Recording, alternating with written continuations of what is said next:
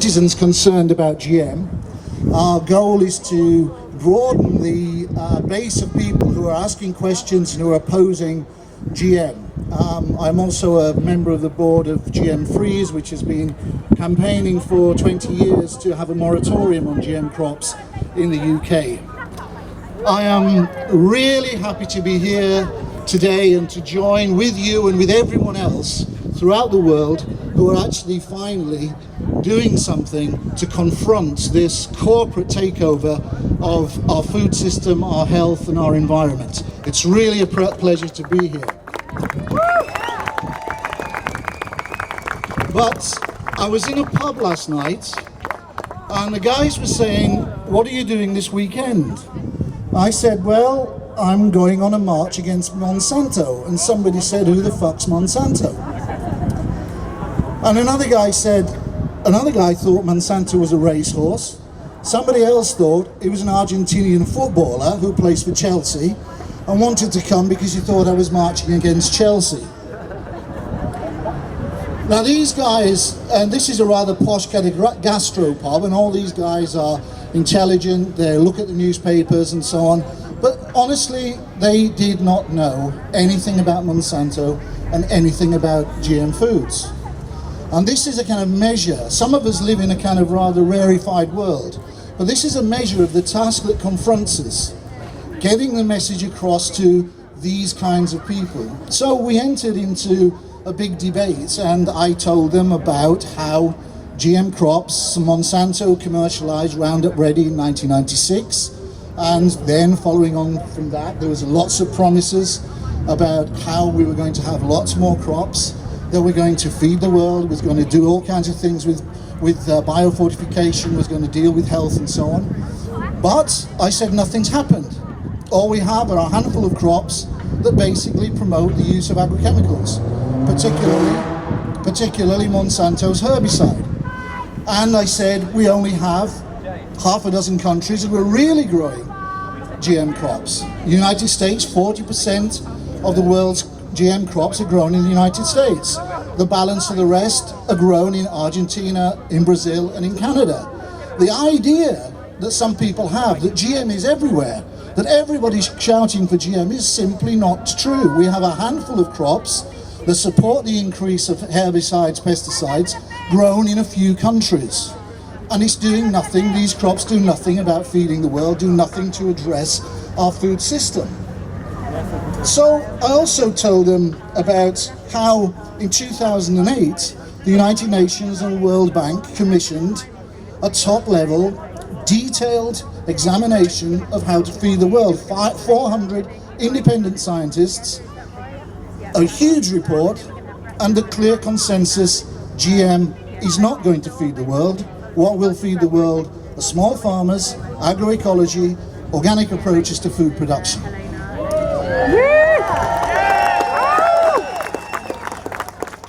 But then I had to tell them that report has been sidelined.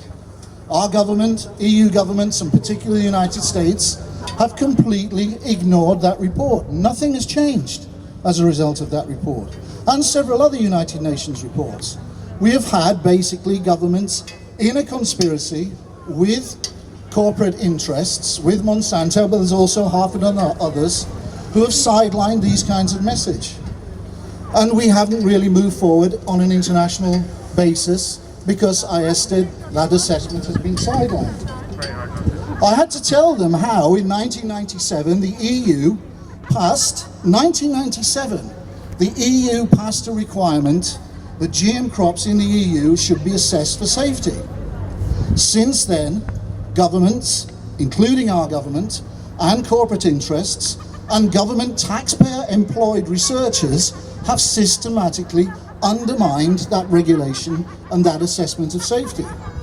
And that kind of undermining is getting worse and worse. I had to tell them that all research for alternative, or most research in alternatives, has been starved of money. But we are still getting increased amounts of research that's showing real health risks. Last year, a major study from France confirming previous results showing we have significant health risks. We have organ failure, reproductive problems, we have problems with tumours.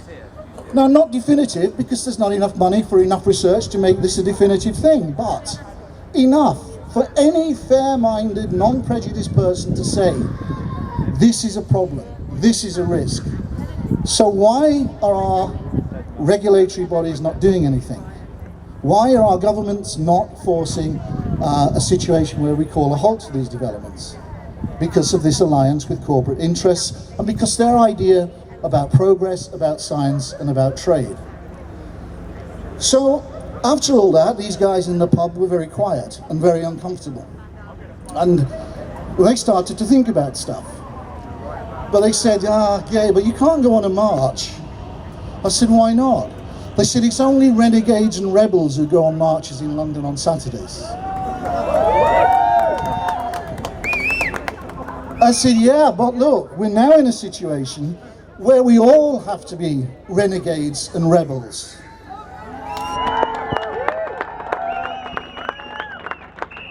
Those dumbheads, dummies, duplicitous bastards who inhabit that building over there are no longer protecting us. So we have to protect ourselves. Those people, our political class, our business class, are in some kind of alliance with what is a virtual monopoly. They are undermining our safety systems, they are undermining our seed supply. I had to tell these guys that since 1990, our patent law has been undermined by the introduction of the right to patent life. Patents were never designed for that, but that has been pushed through the courts. That's been introduced and pushed through the courts. And in 2000, the US courts allowed patents on biotechnology. And it's this law, it's these laws that open the way to Monsanto's grip on the seed industry, to enable Monsanto to take thousands and pursue farmers throughout the globe for infringement of patent rights. But this is a law that's passed for us, you know, we're citizens. Our governments passed this, and our governments have been allowing this to be undermined. It's that patent law that allows Monsanto, gives Monsanto the power it has.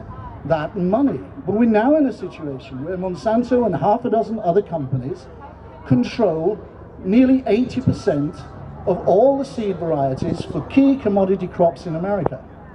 But even in Europe, and I'm talking now about non-GM seed in Europe, 40% of fruit and vegetable varieties, non-GM fruit and vegetable varieties in the EU is owned by Monsanto.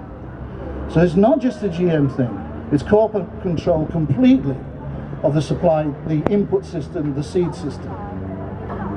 5 transnational companies control international trade in major food commodities. I'm talking about grain, I'm talking about fruits, I'm talking about vegetables, coffee and so on. Only 5, all privately owned companies, control this international trade in food. That means when we want to try and get non-GM soya out of Brazil, and there is non-GM soya being grown in Brazil, these companies control the ports, they control the storage areas, they control the logistics, the entire logistics that gets that stuff out. And of course they don't want it to come out, because they want to create a world where we have to accept GM by default, because all the alternatives are being squeezed. So these guys were a bit dumbfounded about this, and they said, yeah, okay, we'll come on the march, but none of them have. And the reason is it's very hard to get citizens engaged in this kind of activity, in political activity. Our political processes have been so squeezed, the political process almost does not work anymore. And we have got to, I think, set-piece marches like we're having, festivals, all of these kinds of things are great things, they're brilliant. They raise our spirits, they create a dynamic and so on, but we're not really, we've got to move beyond the set-piece stuff. We are into guerrilla warfare. And what this means is we have to win over the political process ourselves. It's not just today. We've also got to do it tomorrow. the day after, and the day after, and the day after. And we've got to move beyond marches. We've got to start getting people who are not activists to date engaged. Do you know how many letters MPs get about the GM issue in a month? Quite a lot. 0. None. Even the most prominent environmental MPs do not get letters from constituents about GM. Now the set piece petitions, all of which I sign, it's great, but actually politicians, they don't dismiss it, but they discount that. What matters to them are letters from their constituents, letters from the local church group, letters from the local scout master, whatever, but people in the constituencies. And we've got to start using those processes as well. We've got to get those people off their arses and asking questions. We've got to get them blocking this GM push by government. And that's another thing, a more complex world now. We're marching against Monsanto. But in the last 5 years, Monsanto in the UK and in Europe has not been at the forefront of the push for GM. In Europe and the UK, it's taxpayer-funded researchers, people whose wages come from you and I who are doing this promotion. It's researchers in places like Rothamsted, John Innes Centre, all funded by taxpayer money, together with a supine pro-GM media. This walk won't be covered by, this march won't be covered by the BBC, won't appear in any mainstream press. They won't cover it, they black it. But we can get local media to do that. We can get local media to cover these things, and we can then turn things around. We've got to use all the weapons, all the routes at our power in order to disseminate this message. So this battle is an everyday thing, and we have to keep at it, writing letters, bullying MPs, bullying politicians.